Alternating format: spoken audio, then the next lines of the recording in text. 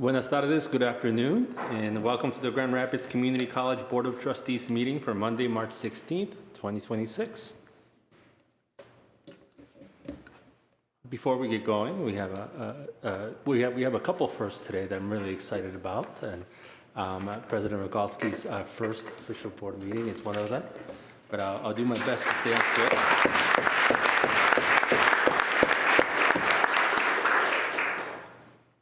And then I'll also answer my first question here very shortly. Do any board members or Dr. Rogalski have guests in the audience that they would like to introduce? And I'll answer my question by saying yes. I do have a special guest in the audience, and that is Senator Mark Huizenga. So he's our special guest today, and I would like for Senator Huizenga to come to the podium to present a special honor to Dr. Trustees.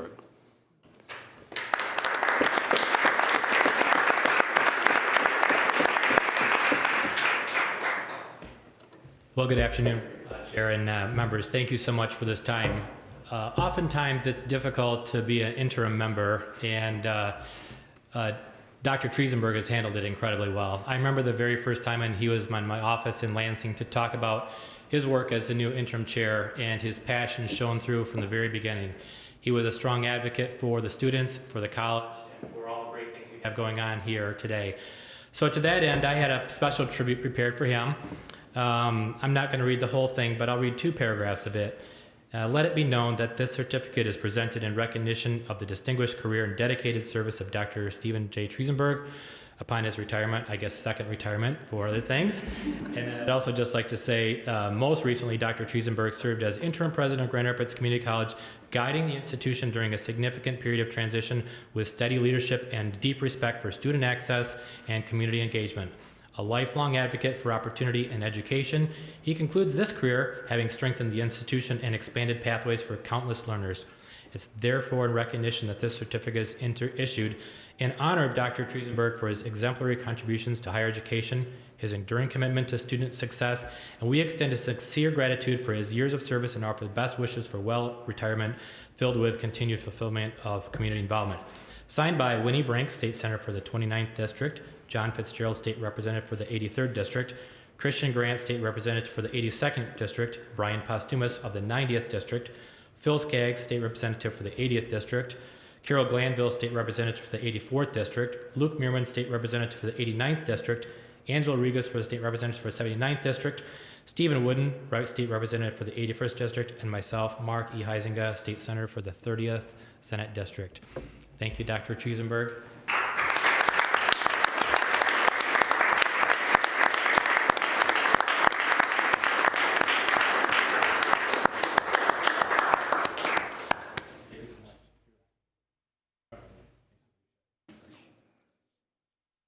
This was a little bit of a surprise. And I believe at this point, there's to be a picture with the entire board, so we'll make it as quickly as possible and go and take a picture with Senator Huizenga and Dr. Trustees.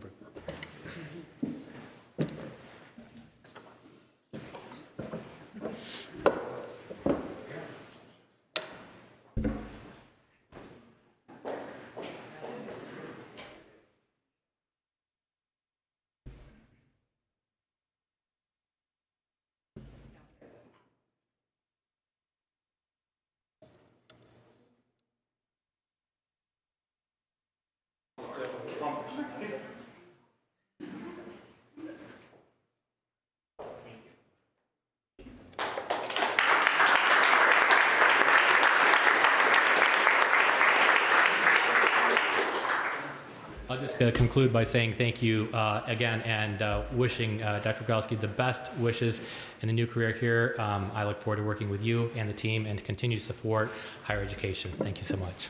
Thank you.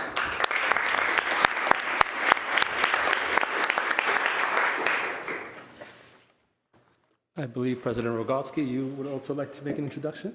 Yes, thank you so much. I would like to ask Dr. Sheila Jones to come up, and she's going to help welcome our newly tenured faculty.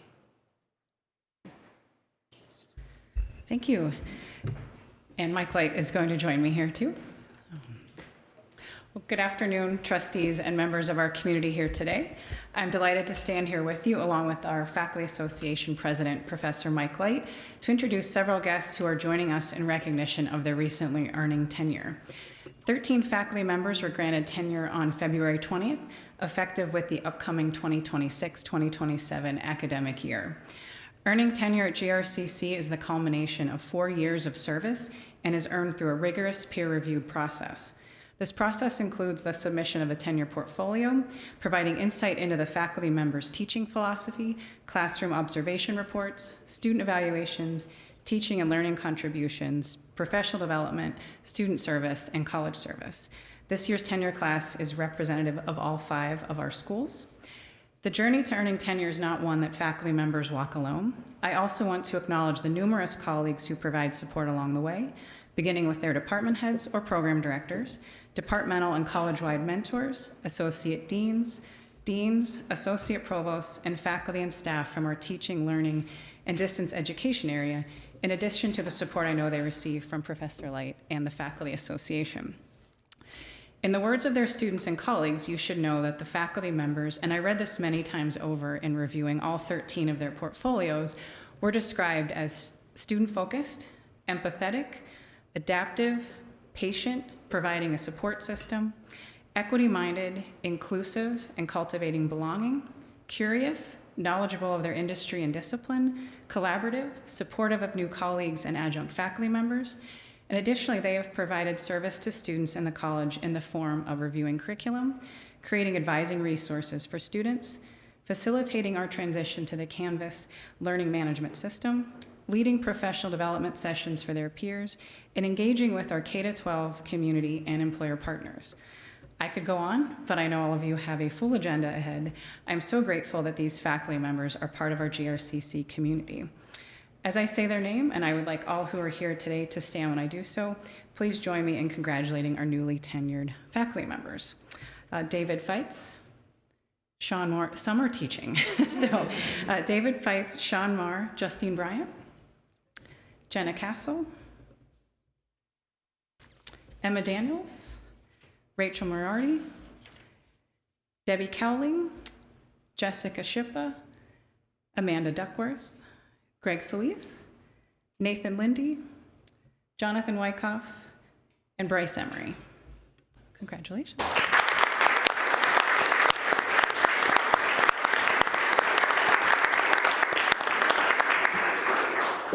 Thank you. That's all that we had prepared. So, thank you.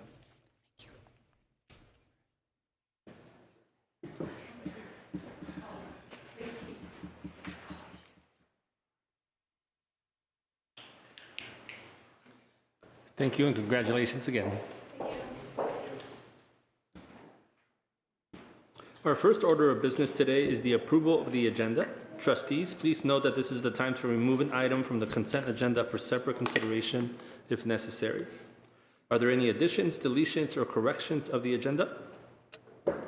May I have a motion for the approval of the agenda? I'll move. Support. Sounds like I have a second as well. Is there any discussion? Please note that any discussion should be directly related to the individual trustee's support or opposition of the motion. All those in favor, say aye. Aye. Aye. Opposed? Motion carries.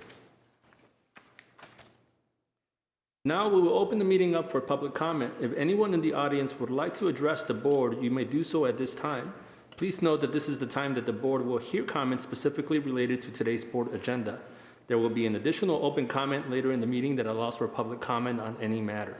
Please come to the podium and state your name. I remind you that all comments are limited to 3 minutes and the board will not respond to your comments at this time.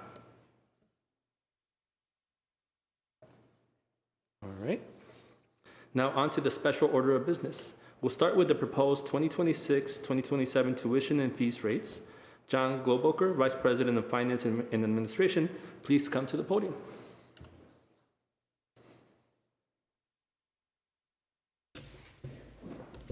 Good afternoon, trustees. Rogalski, Amy, pleasure to be with you. It's that time of year that the institution is making its decisions for tuition and fees rates going into the next academic year, which is 26-27. This season, we started with the approach of what is our framework by which these decisions will be made and recommendations of these rates to the board. It's critical to point out the timeline by which we approve rates at GRCC. We decouple the approval for tuition and fees earlier than our June budget is approved. And there are a couple of things that we really arrive at by doing so, some benefits to the institution. By approving them now, we're able to bill accurately for the fall semester. If we delayed, we would have inaccurate billing and we'd have to rebill our students. So it informs our students accurately going into the fall semester. So that's a huge win that we're doing it now. We also help our colleagues in departments such as financial aid when building tables around cost of attendance, calculators and such.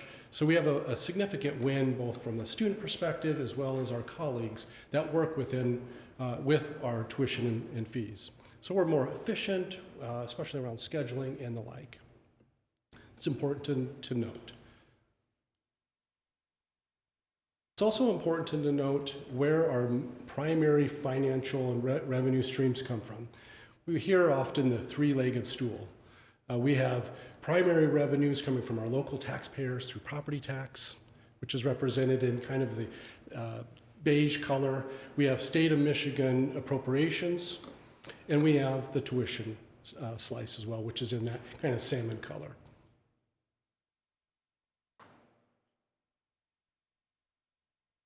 Another framework by which we make decisions around tuition rates increases and fee rate increases is our consumer price index. We look at two metrics, including the regional metric, which is primarily centered around the Detroit metro area, and then the national CPI.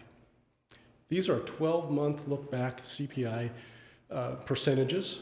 Regional CPI for that 12-month period ending December 25 is 2.05% increase. And the national increase over that same period is 2.68%.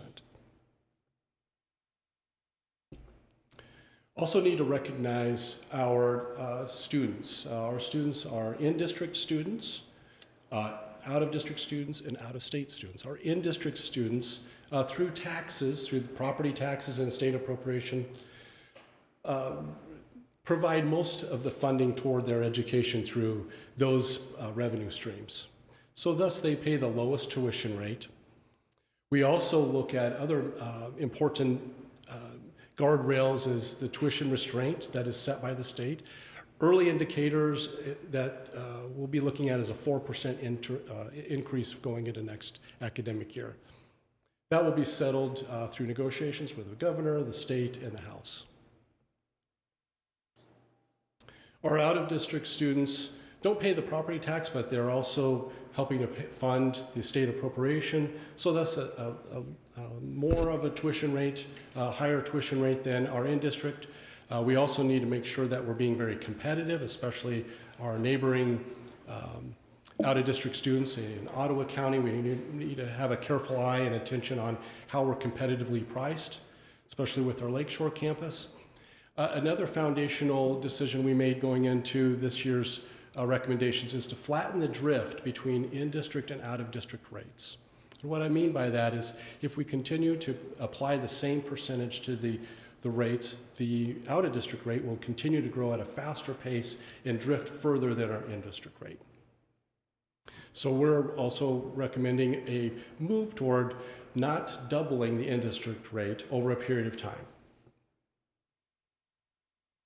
In out-of-state tuition, in out-of-state students, they're not contributing through the property taxes or state appropriation, so they are thus paying nearly the full cost of instruction or tuition that is representative in the tuition rate.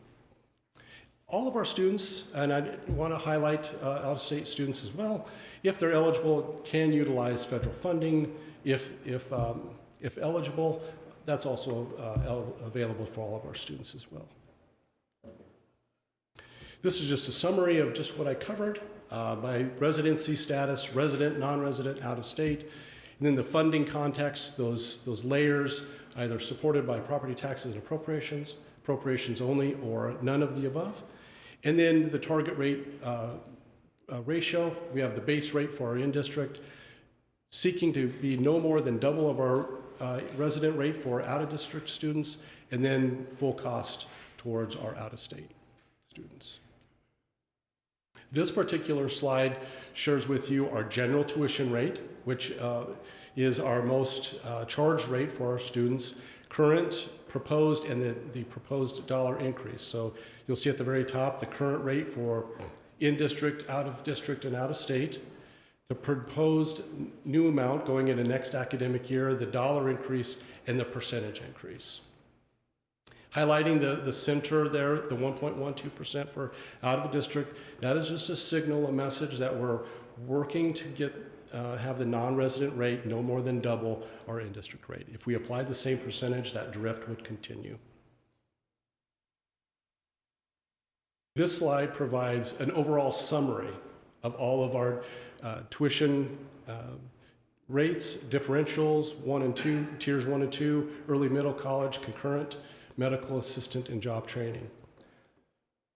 We proposed similar approaches as far as the percentage increase for each of those levels. So you can see the rate for the residents are nearly about the same, but the difference lies in the dollar amount that's applied. We have to increase by whole dollars, and so we can't get it precisely the same percentage for each tier. And then non-resident being a little bit less percentage-wise, and then out-of-state just a little over 2%. And then also recommending no increase for the following: construction electrical apprentice tuition, tuition records fee, campus activities fee, technology fee, facilities maintenance fee, recommending no increase for those. As a result of the increases, if approved by the board today, that will yield about an additional $820,000 in revenue above if there were no increases at all. So this afternoon, we're seeking approval by the board of the recommended tuition rates for 26-27. And if you have any questions, welcome. Please feel free to ask those. So I think one of the things that we could do perhaps going forward is, I think as a college, we've tried to do a good job of keeping these costs low and making sure the college is accessible. But perhaps even showing like the last 5 years what the increases is, that would show us that I think that we're doing what we're trying to do. You don't see great spikes. We're trying to keep it at low so people can make sure they can afford to come here every year. Yeah. I appreciate that. I just want to add on to that, and then if you want a response, I want to make sure I pause to do that. Sorry about that. I appreciate what Trustee Brain just said, and also want to say I have appreciated your contextualizing the conversations in more private spaces related to the impact on individual students or even groups of students, being able to track that to see how this really does, the rubber hits the road. I appreciated the mindfulness related to the drift language and the rate of structure, and you treating this as a complex issue, not acting like one size fits all. So I just wanted to say that. I agree. Thank you. Yep. I do have those percentages if you'd like me to share them. Oh, please, go ahead. So just for context, going into summer or 2023, it was a 1.69%, and this is for the in-district. Yep. Then following that up, 2024 was 3.33%, then 2.42%, 2.36%. Thank you.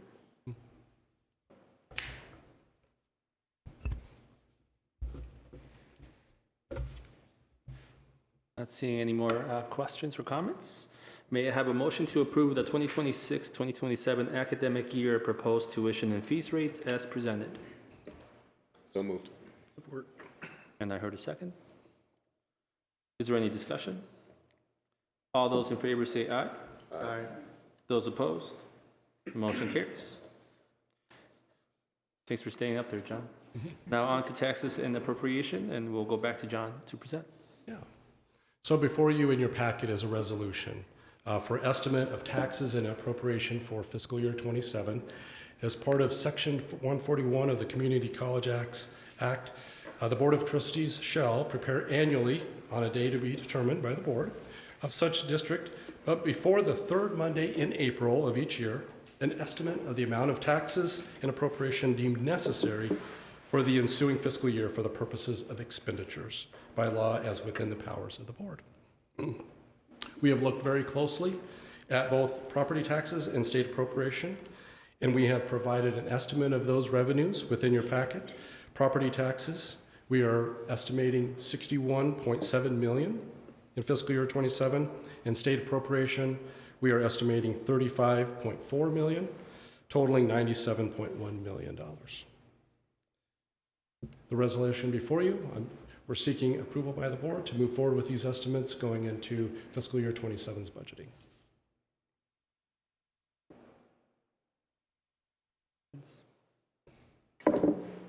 Okay. Seeing no questions or comments, may I have a motion to approve the 2027 estimate of taxes and appropriation as presented? Move. Second. I heard a second. Is there any discussion? All those in favor say aye. Aye. Those opposed? Motion carries. We will now move, and thank you, John. We will now move to approve the consent items. May I have a motion to approve the consent items as presented? So moved. Second? All those in favor say aye. Aye. Those opposed? Motion carries. Purchases over 100,000. The details of purchases exceeding 100,000 are in today's board packet. May I have a motion to approve the purchases over 100,000 as presented? So moved. May I have a second? Is there any discussion? Please note that any discussion should be directly related to an individual trustee's support or opposition to the motion. All those in favor say aye. Aye. Those opposed? Motion carries. Now, in terms of the board policy review, as trustees around the table know, we've discussed and made minor edits at our last meeting to one of the policies, and so we'll go ahead and discuss that a little bit here. So the board staff, student community relations board policy is what's up for discussion right now. And may I have a motion to approve the updated board staff student community relations board policy? So moved. May I have a second? Any discussion? Now, we need to vote to table this motion. And a lot of that has to do with based on the board's policy and policies of policy revisions we will need to be adopted today. They won't need to be adopted today as it will have been considered at a minimum of 2 meetings. So in other words, we need 2 meetings before we can adopt that. So we'll not do that today. May I have a motion to table the board staff student community relations board policy? Move to table. May I have a second? All in favor say aye. Aye. Any opposed? Motion carries. I would now like to invite President Rogalski to present her president report. All right, well, thank you so much. I am very honored to be able to give my first president's report. And I'll start a little bit by giving you a preview and saying that I will talk about what it has been like to start as a new president at Grand Rapids Community College. And just want to say how thankful and grateful I am to the Board of Trustees, to all of the members of the college community and the community at West Michigan who has welcomed me in a way that has made me feel like there was no other choice but to come here. This is the absolute best place that I can be right now, and I am overwhelmed by the welcome that I've received. So I wanted to start with a big thank you. I will go on to say that today is week 3 for me, but in my first week, I had the wonderful opportunity to attend the Achieving the Dream conference with several members of the GRCC employee group, faculty and staff. And the Achieving the Dream Conference is a national conference that focuses on community colleges. The theme this year was Advancing Student Success driving institutional change, and powering community growth. It was the exact conference that any new president would be lucky to attend. I was grateful to be there. I took away many lessons, and one of the things that I would like to share with everyone is that we were nominated and we were given the distinction of being an Achieving the Dream Leader College. This distinction is something that talks about what the college work has been over the past several years in order to support student success. So a leader college is awarded when institutions show a sustained commitment to student success and a proven track record of using data to improve student outcomes. It is a designation that I am proud of, not because of the designation itself, but because of what that work means for our students and the future of our students. And it's something that I hope that we continue to keep an eye on. I know we will continue to keep an eye on how we're supporting our students into the future so that they can succeed their educational goals here at GRCC. I also want to talk about some of the takeaways that I had from that conference that I think are relevant into where my start as a president here at GRCC is and where I hope we're headed towards the future.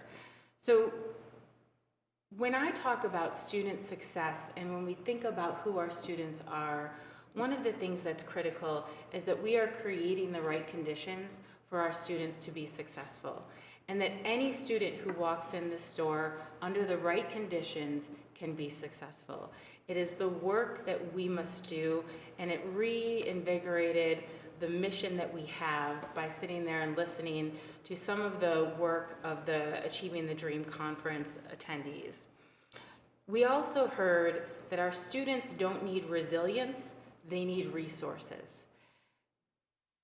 Our students don't need resilience, they need resources. We know that oftentimes we are grateful and talk about the grit that our students come to us and they work hard while they're here.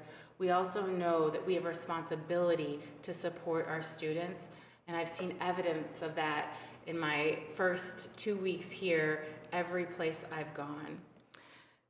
The third thing that I took away is that leadership is a team sport. And coming into GRCC and seeing our group of ELT, of SLT, and how they've worked under our interim president, Dr. Triesenberg, it's been a great exercise to see how leadership can work together to support an institution. And that leads me just to say thank you to Dr. Triesenberg for the work that he's done in the 8 months that he has been interim president here. The difference that he's made is tangible. It's something that I've been able to come into and I hear and I see, and it makes my role coming in as new president so much, I won't say easy, but definitely cleared the way and paved the way for me to have success. So thank you, Dr. T. All right. I also appreciate that there has been a roadmap that's been developed for me, and so I wanted to share with the college community and with the board the opportunities that I have coming in as president and where you can find me and what I will be doing. So in my transition plan, I will be focused on my first 30 days in listening and learning. That really is about understanding the culture of Grand Rapids Community College and recognizing where our strengths are, where our opportunities are, and how as president and with the board, we can support these strengths going forward. Day 31 through 60 will continue to be focused internally, but again, aligning what I'm learning with the strategy that we have to move forward.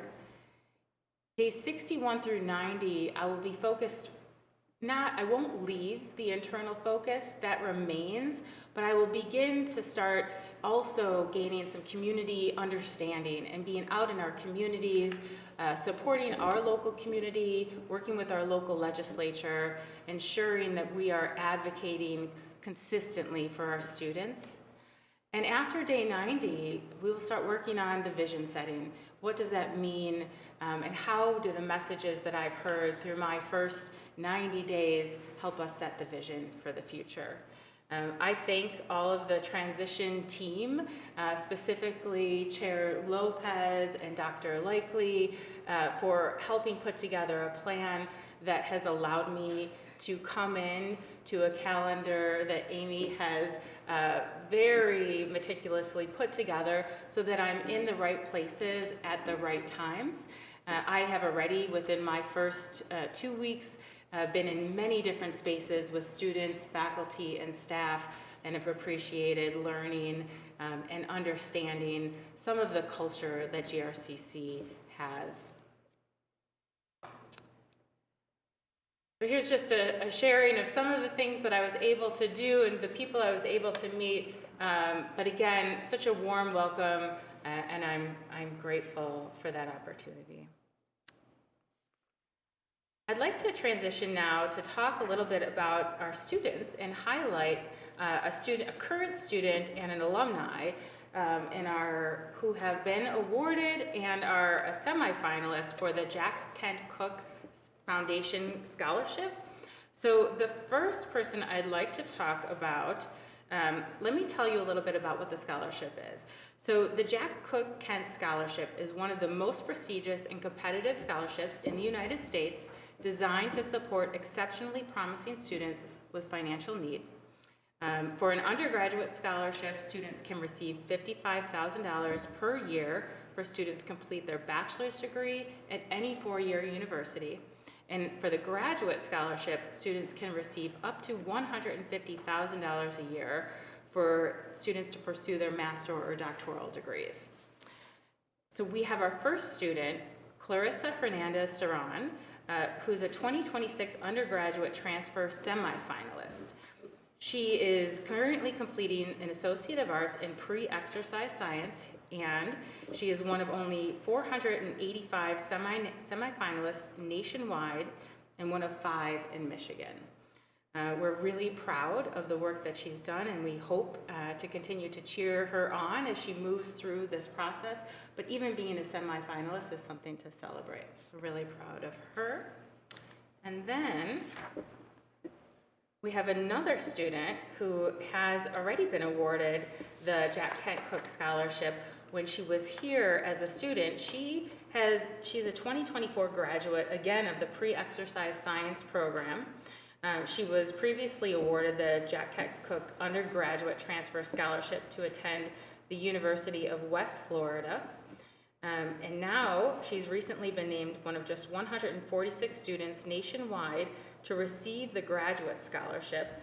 And she will be attending the University of South Florida this fall to work on her master's degree in athletic training. So, And finally, I wanted to share some of the work that we've been doing to really engage the next generation of our students. So we've hosted in just the past couple weeks the Latinx Youth Conference. The purpose of that conference is to instill a passion for education and a sense of belonging. The participants are typically 8th grade middle school students, and we have over 800 attendees from across West Michigan schools. We also hosted the African American Male Achievement Conference. I was fortunate enough to be walking and down one of our campus areas, and someone let me know that conference was happening, and so I was able to go to the conference, welcome and meet some of the wonderful people that were in attendance, and really have a front row seat to look at over 1,000 students that were here from grades 8 through 12th, primarily from Grand Rapids Public Schools, Kelloggsville, and East Kentwood. The whole field house was full with students there. And then we also hosted the Junior Achievement Girls Dream Fair, a STEM experience, another place that I was able to go and meet some of the attendees and look to see how our campus was full of these very young and vibrant individuals excited to be here. The purpose of this STEM experience is to bring local females and really show them the possibilities in STEM career fields. So those were some of the highlights that I wanted to share from my first 2 weeks here on campus. We have some upcoming events that I wanted to make you aware of. We have our Capitol Day on April 16th. We have Academic Honors Recognition April 16th as well, and then commencement on April 30th. And all of those should be on the board calendar so you're aware of them. And then up next, we have our monitoring report. And I think I'm inviting John back to the table. Thank you. Thank you. Beginning with the investment policy, the board has a policy under asset protection, section 10, that states that the president shall not place funds in accounts which are non-interest bearing or do not provide earnings credit or make investments which are not permitted by Michigan law. Further, no investments shall be made without compliance with or in order of priority following: security of the investment, receiving favorable consistent interest on those investments, local financial institutions receiving favorable consideration, and where and are relatively equal. It is my role as Vice President of Finance and Administration to support the President and support you, the board, to affirm and confirm that we're in compliance with this policy. It is also supported by verification from PFM asset managers.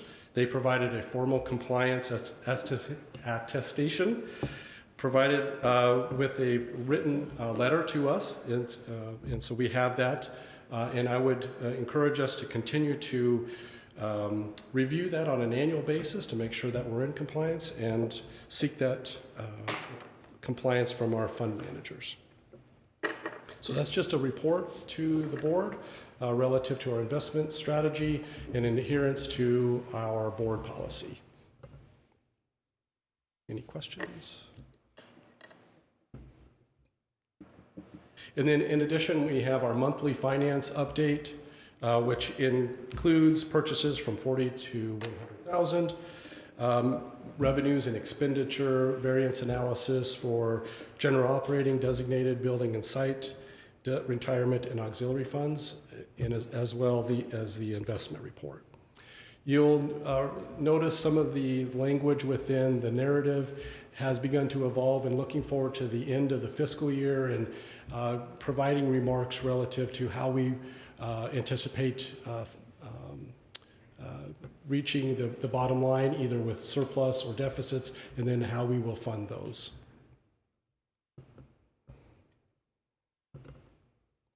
The report is through February 28th of 2026. And I have, if you have any questions, please let me know. Seeing none. Thank you, John. All right, thank you. Thank you. We'll now move forward to the foundation report. I would like to invite Erin Van Egman, Vice President of College Advancement and Executive Director of the GRCC Foundation, to report. Thank you. No, class is getting my PowerPoint up. Thank you, class. So good afternoon, trustees and President Rogalski. Today I'm pleased to provide you with a few updates from our foundation team regarding the work we've been doing over the last couple of months. In this first slide, I just want to kind of preview what I'm going to be going over. I have a quick update on the foundation board, some members and directors, as well as a scholarship update. I have a fun student project, a collaboration between students and the foundation board that I want to share about, as well as celebrate 2 of our alumni award recipients. And then I will wrap up with an update on our work around funding priorities and tell you about upcoming GRCC Day of Giving. So first, we are happy to welcome 2 individuals to the foundation board. First, Chairperson Lopez is joining the board as a member. So according to our board bylaws, the foundation board has 3 members: the president of the college, and then the chairperson and treasurer of the board of trustees. These are standing positions, so with your change in leadership, Chairperson Lopez is now a member of our board. And then we have also welcomed Nancy Schwalier. She is with Corewell Health, and she is their Vice President for Frederick Meyer Heart and Vascular Institute. So we are glad to have both of them on board, and both attended their first meeting last Friday. So a quick scholarship update for you. For the 25-26 academic year, to date, we have awarded approximately 1,300 students a total of $1.1 million. There's still dollars available for the summer semester, and we will be making those awards in the next few weeks. But overall, we are on track to award about $1.4 million to our students for the 25-26 academic year. But as we wrap up awarding one academic year, we are already moving on to the next year. So yesterday, March 15th, was the priority scholarship application deadline for the 26-27 academic year. So as a reminder about this priority deadline, even though that was a deadline that's published, that is really just the first pass, if you will. So we still encourage students to apply year-round because we make awards year-round. We simply have this priority deadline so we can start someplace and get awards on students' accounts, especially for those high school seniors who are trying to make their decision about where to go. So that, again, was just yesterday, and we're starting that cleanup work, and we'll start awarding for the next academic year soon in the next month. So student project. The Simulated Endowment Investment Managers Group is a new student leadership organization. The development of this organization stemmed from a concept that Dr. Triesenberg shared with the student leaders at a town hall meeting this past fall. So essentially what this is a simulation experience where students in the organization will simulate an investment portfolio for the foundation, all in line with the foundation's investment policy statement. Current student government treasurer Itai Aharon was very interested in this idea and took the initiative to research, create a proposal, and then presented to the foundation board at their December meeting. Did an amazing presentation. We're excited about this because it provides a hands-on opportunity for our students interested in investments, but also an opportunity for mentorship between the students and the foundation's Finance and Investment Committee, who many of those on that committee are in this finance and investment field in our area. This club will officially start in the fall, but even though they haven't officially started yet, they were already nominated for Student Project of the Year at last week's Student Awards Banquet. So excited about that. It has been fun to see the passion from the students around this topic, and we're excited about the collaboration with the Foundation Board. So alumni, this is the time of year where we celebrate all the accomplishments of our students, but we also get to celebrate a couple of our alumni. I'm pleased to share with you the recipients of our 2 alumni awards, Dr. Orzie Henderson Jr. and Levi Noel. So first, our distinguished alumni recipient is Dr. Orzie Henderson. The Distinguished Alumni Award recognizes former GRCC or GRJC students who exemplify our core values through their distinction in their chosen field, service to society, and dedication and loyalty to the college. Our 2026 Distinguished Alumni, Dr. Henderson, is a highly respected physician with board certifications from both the American Board of Family Medicine and the American Board of Emergency Medicine. Dr. Henderson is a proud graduate of South High School, GRJC, and the University of Michigan. The Young Alumni Award is given to an alumni who is under the age of 40 and has already distinguished themselves at this early stage in life through accomplishments in their chosen profession, exceptional community or civic service, and support of GRCC. Our 2026 Young Alumni recipient is Levi Noel, who is the founder and owner of Archival Brewery in Plainfield Township. Levi is a graduate of the Sakia Institute for Culinary Education. That is actually where he met his wife, and they co-founded Archival Brewery together. But we look forward to learning more about them and celebrating them at commencement at the end of April. So to start this next topic, I wanted to remind you of the mission of the foundation: to secure and manage financial gifts to promote student, employee, and community learning, enabling the college to fulfill its mission and vision. So in short, we exist to support the college. And it's time for us to expand our fundraising efforts beyond scholarships, even though that will always remain a priority. So over the last several months, the foundation and grants team have been working collaboratively to develop a funding opportunity list. Part of this process has been to engage executive leadership in developing decision-making criteria to help establish these priorities. You'll see a list here on the screen in order of weight and importance that will be used as we work to develop our fundraising and grant priorities. The next step of this work is to review and finalize the funding list with a group of campus stakeholders, so executive leadership, deans, some from facility, just to kind of name a few. That will happen in April. And then executive leadership will then work together to prioritize that list. This list then will inform our fundraising action plan for annual giving, major giving, and then possibly our next campaign. Our team is excited about this work mainly because of the collaboration with the campus. We continue to work to create a positive culture of philanthropy at GRCC. And speaking of that culture of philanthropy, nice segue, right? This Thursday, March 19, is GRCC's Day of Giving. It is a day where we invite employees, alumni, and friends of GRCC to unite with one common goal: to make a lasting impact on the lives of our students by supporting scholarships, emergency grant assistance, or the food pantry. You should have all received a bag of popcorn today, and hopefully most of you all have as well. These are being distributed all over campus this week, and really it's just directions on how to participate, a fun way to kind of get involved. So on that bag there are instructions on how to participate. But as you reflect on how you may be able to support, remember it's not about the amount you give. It's more about the action of giving that sends a message to our students that together we've got this. And last, I want to mention our annual Creating Connections event that is coming up next Thursday morning, the 26th. This is a great morning where we connect our donors with their specific scholarship recipients. Just a reminder, RSVPs are required, but we would love to have you all there. Just connect with our office, and we hope to see you there. But that concludes my report today. I'm happy to answer any questions.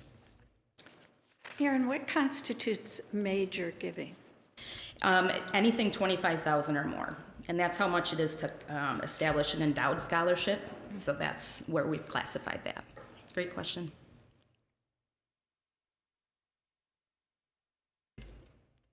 Thank you. Yep, thank you. Thank you.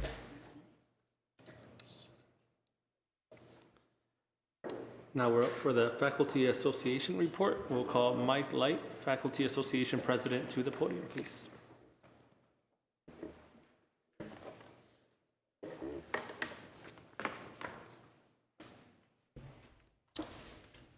Thanks to the Board of Trustees and to President Rogalski. Welcome. I appreciate the time. The whole reason for my being here is simply to welcome you to campus today on behalf of the faculty and the Faculty Association. I was lucky enough to serve on the search committee and to be a part of the transition team here at JRCC, and I loved what you had to say about how you thought the Achieving the Dream experience was a great example of the kind of efforts at community building that we have here at JRCC. We expect a lot of you, especially from the faculty perspective, sometimes maybe unreasonably so, like you're only one person.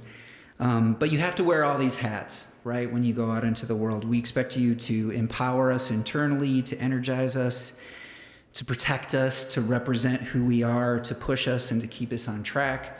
And that's a tall task. So at a recent faculty council meeting, we had a conversation about kind of your role and what that community building portion was like, and then what responsibility we had to you in terms of helping you be successful, but also welcoming you into the community. So I have a prop, if I can bring it out, if you give me just a second. It's not a whip.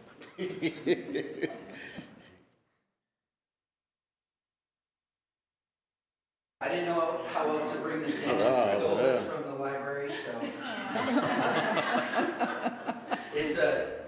It's a gift from the faculty to you, but if you'll let me play at my main job, which is a history faculty member.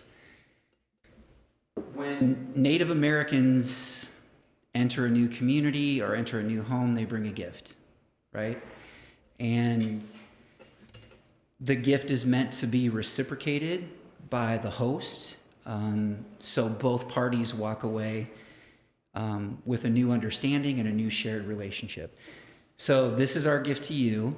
When those gifts came in woven baskets, although I can't guarantee that this one was hand woven, we were trying to be fiscally responsible here. But typically they were hand woven, and what that also signified was the care that someone had taken to put their memories and their energy and their human talents and skills into making that vessel that holds those materials. There are a lot of things in this basket that represent West Michigan as a community, but at the heart of it, there's a jar, and that jar has some notes from faculty members across campus who identified their favorite places in West Michigan and why they love them and their hopes for you. So this is just our way of saying that while we task you with building community for us, we want to welcome you as much as possible into the community that we've already built. So this is like a two-way promise, I guess. You do for us, we do for you, okay? I promise it's not a bribe. It's not that expensive. But there's cool stuff in there. And there might even be, I don't even know if I'm violating any policies, but there's beer in there. There's GRCC beer. So I'll take the punishment if I am. But, well, Dr. Rogowski, thank you.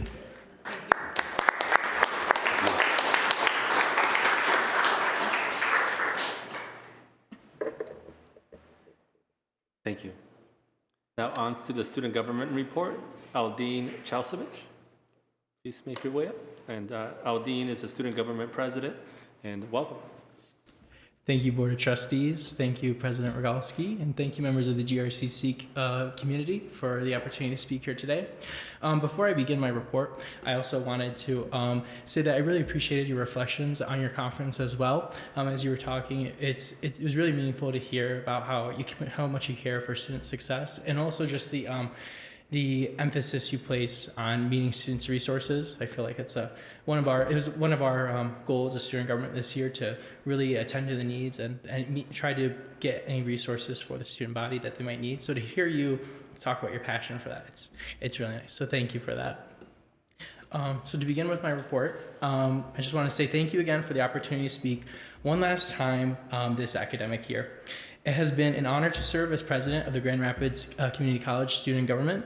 And on behalf of the entire team, I wanted to thank the board and college leadership for your guys' continued support of student leadership and for the trust you place in students to help shape the life of this institution. So thank you.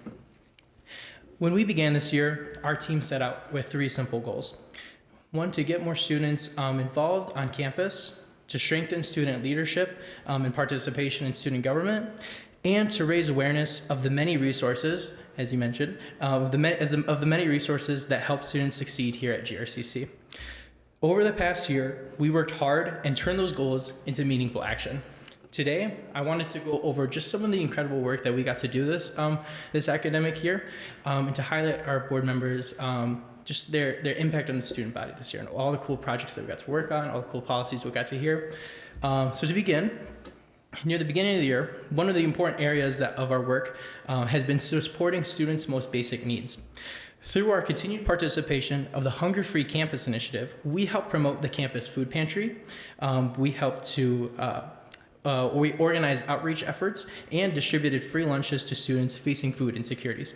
Later in that same year, later on in the fall semester, when SNAP benefits were threatened, we once again worked to raise awareness and ensure that students knew where they could turn to for support. These efforts reminded us that student success begins when we meet with meeting basic human needs.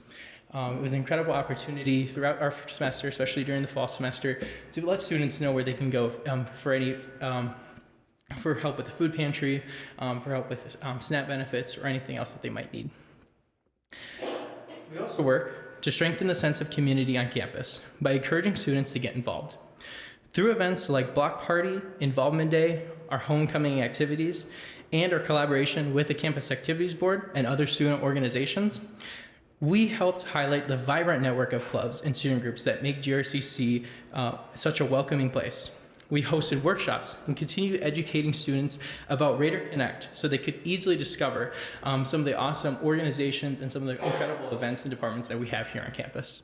I also wanted to highlight our incredible work with not only the other student leadership groups like the Campus Activities Board, but our awesome collaboration with all the various clubs on campus. It has been great to have events with them, to support the Campus Activities Board and their many awesome events, and we look forward to what we have for the rest of the year as well. Throughout the year, we also made it a priority to listen to students and ensure that their voices were heard. Through tabling events, social media outreach, suggestion boxes, and our monthly student leader town halls, we created a space where students could share their experiences and concerns. These conversations allowed us to bring student feedback forward on several academic governing policies, including discussions around attendance to audiovisual policies. Student government also worked to connect students more directly with college leadership. We helped create opportunities for students to engage with Interim President Triesenberg and Provost Jones. We encourage students to share their perspectives during the presidential search process. These conversations reinforce the importance of student voice in institutional decision-making. It was awesome to be able to have the chance, me personally, to be a part of this presidential search committee process.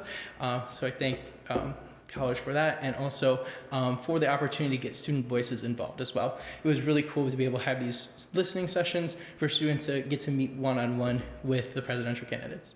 And it's a pleasure to have you here as well. So thank you. We also worked to celebrate and represent the diverse communities that make up GRCC.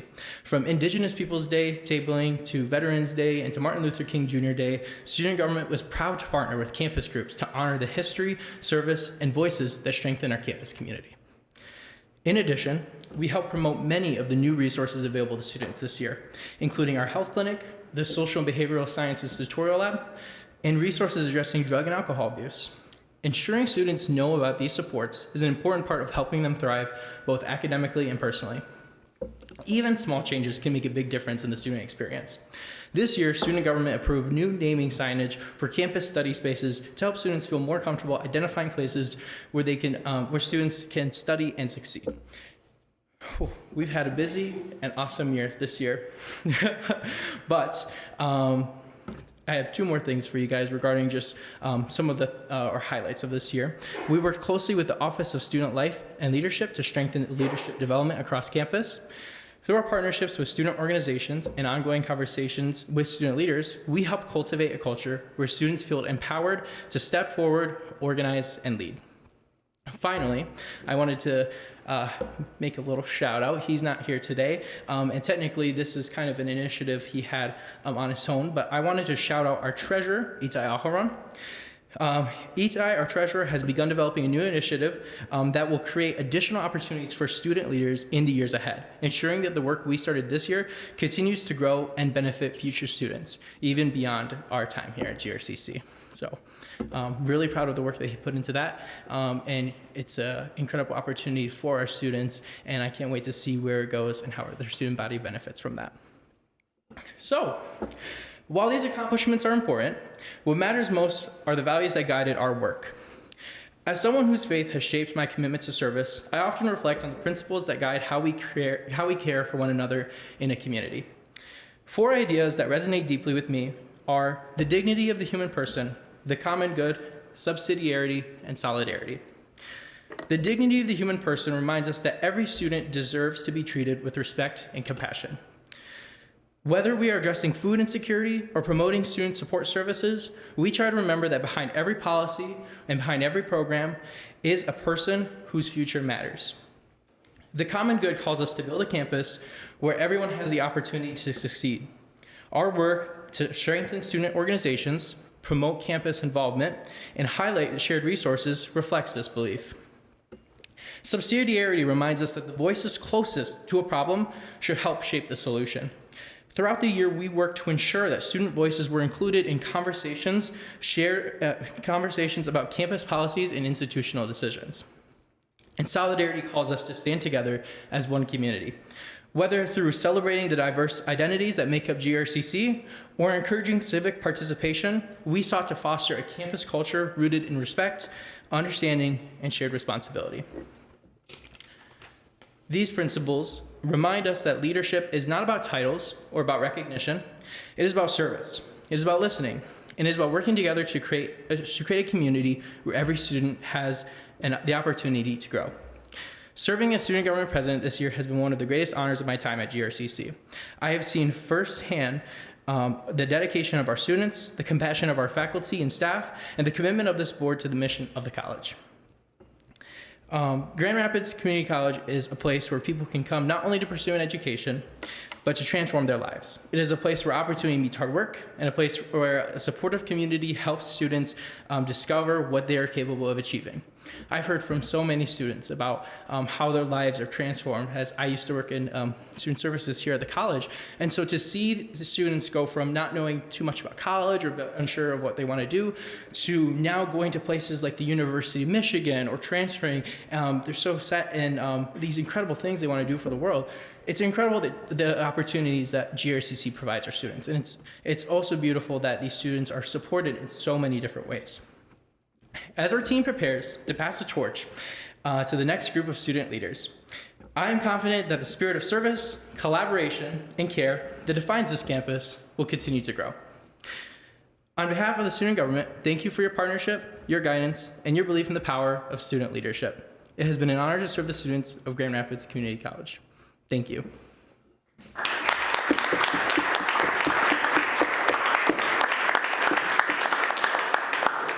Or I have one that's come to mind, and first, just thank you. Your energy and your enthusiasm, and just for being such a champion for GRCC and your fellow students. All of that said, you mentioned that this would be the last time you would be coming in front of us this semester, correct? in front of the Board of Trustees. In front of the Board of Trustees. So may I ask what's next for Aldine? Aldine? Yes. As of right now, Aldine plans on transferring to Grand Valley State University to continue studying public and nonprofit administration. Excellent. I'm open to continue to impact systems, whether it be not only in a college, but maybe in the future within government or some non-profit organization. I really hope to continue being part of organizations that really do good for our community. I want to see that great outcome, and it's been student government kind of transfers over there too, because we've had just such an incredible opportunity to do so much good for our students. And we're not done yet, so we've still got a little bit more to go. But yeah, and our board members are off to do some incredible things as well. I don't know if he wants me to share this, but our treasurer, Itai Aharon, did get accepted to the University of Michigan, so woo-hoo, there we go. But yes. Thank you. Yes. I too want to say something. It's been fun to watch your transformation. I remember when you first took the podium, you did it with greatness, and yet there has been some polished maturity and confidence built on the breadth and depth of the work and the catalog that you all have done and what you've led. And so it's been amazing watching your transformation. I'm so proud to see you launch. So thank you so much for your leadership. Thank you so much. It's we couldn't really have done it, and I know personally myself like that without all your guys' support. Hearing, just being able to even after these meetings speak with you all, and then even at various other events get to talk to you all. We've greatly valued the support that we have gotten within our roles, and I do have to highlight our incredible advisors as well. Valerie Hargraves, who and Jacob Isaacson are one of our newest advisors. Their support throughout this has been incredible as well. I feel like we not only have we grown just in our knowledge about how to operate within a college or to do some of the cool work that we do, but I feel like we've really grown as leaders. And I think I could say this for all the student leader organizations, so not just student government, but also the campus activities board, that we have learned so much about how to be a better leader and how to truly to better serve the people that we represent. So we are grateful for the opportunity to do it, and we thank you guys for your support as well. Couldn't have done it without you, and it's so thank you all, and thank you, President Rogalski, as well. We're excited to have you here as well. Yeah, thank you guys. All right, thank you.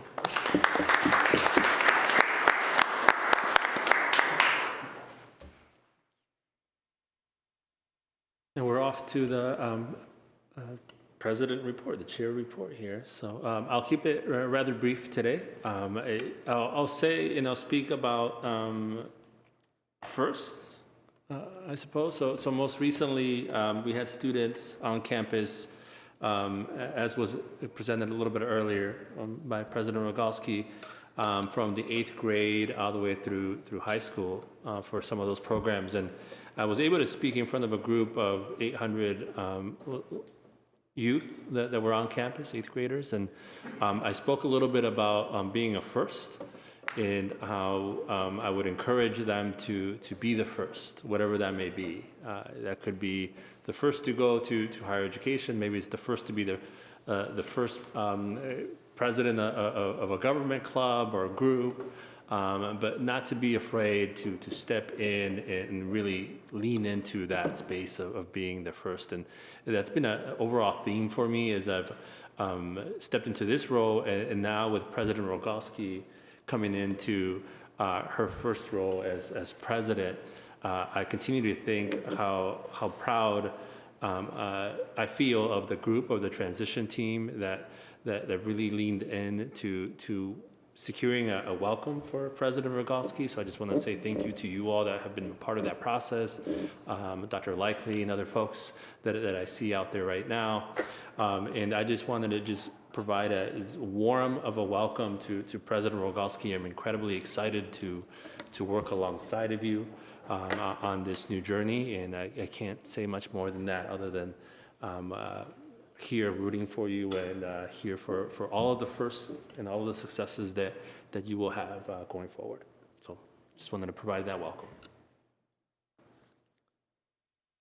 Now we're going to move on to the community connections. Trustee Williams. We don't have anything to report this time. Thank you. And now we're going to move on to open comment. For open comment or public comment, if anyone in the audience would like to address the board regarding any matter, you may do so at this time. Please come to the podium and state your name. I remind you that all comments are limited to 3 minutes and the board will not respond to your comments at this time. Seeing none, I'll move forward.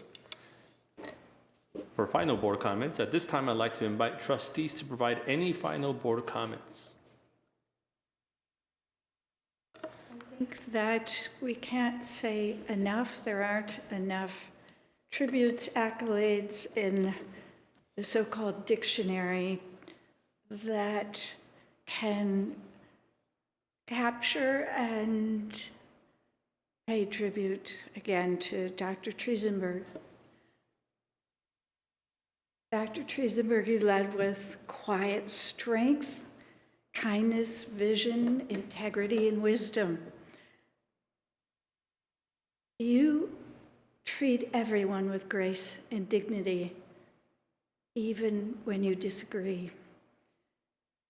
And you left our college stronger, more united, more optimistic, with a greater sense of purpose in a coalescing community.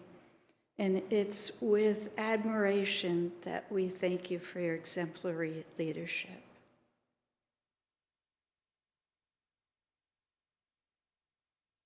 Three things I'd like to highlight and celebrate. First of all, coming from labor, it's incredibly important to me to support workers and by extension to support the people who work here who ultimately interface with our most important piece of the college, which is our students. And so Dr.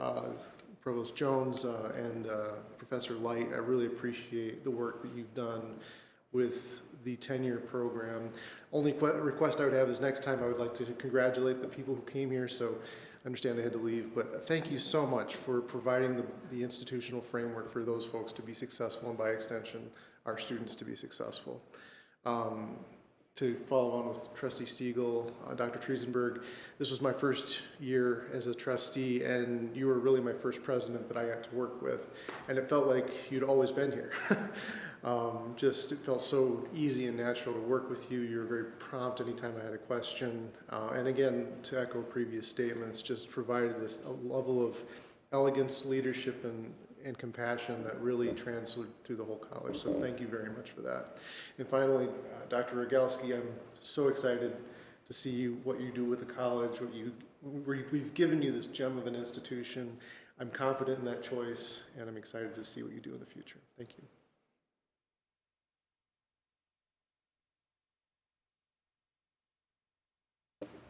All right. Just thought I would sit in the silence here for just a few seconds here. All right. With all that being said, thank you, trustees and staff, for all of today's updates. Meeting is adjourned.